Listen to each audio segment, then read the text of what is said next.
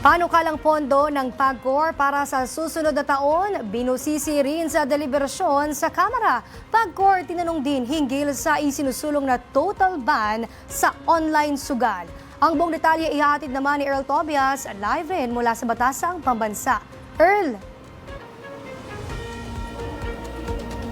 Princess, sa pagpapatuloy pa rin ng budget deliberations dito sa Kamara, sumalang nga kaninang umaga ang PAGCOR at mismong si PAGCOR Chairperson Alejandro Tenco ay aminadong mahipahirapan ang pagmomonitor ng online gambling sa buong bansa.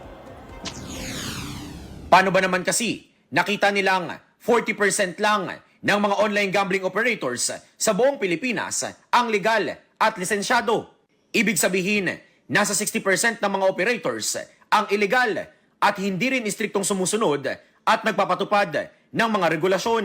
Iniulat yan lahat ni Tenco sa kanilang pagsalang sa budget deliberation sa Kamara ngayong araw. Ang mga illegal na site na ito ay hindi po nag-ooperate dito sa ating bansa.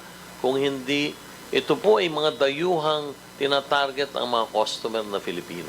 Doon po sa illegal gaming or illegal operators, ay nakapagsusugal sino man.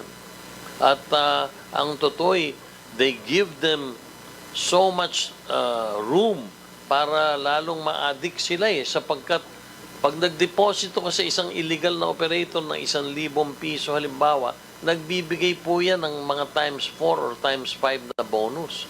Si Public Order and Safety Committee Chairperson Rolando Valeriano naman na isa sa mga naghain ng panukalang matotal ban na ang online gambling sa bansa, direktang humingi ng sagot kay Chairperson Tenco sa kung anong tingin nito sakaling ipagbawal na lang ang online sugal.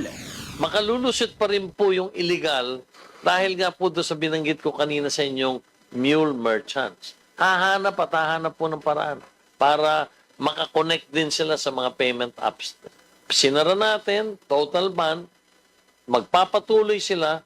Hindi sila kailangan mag-tie up sa ating mga kilalang mga payment apps.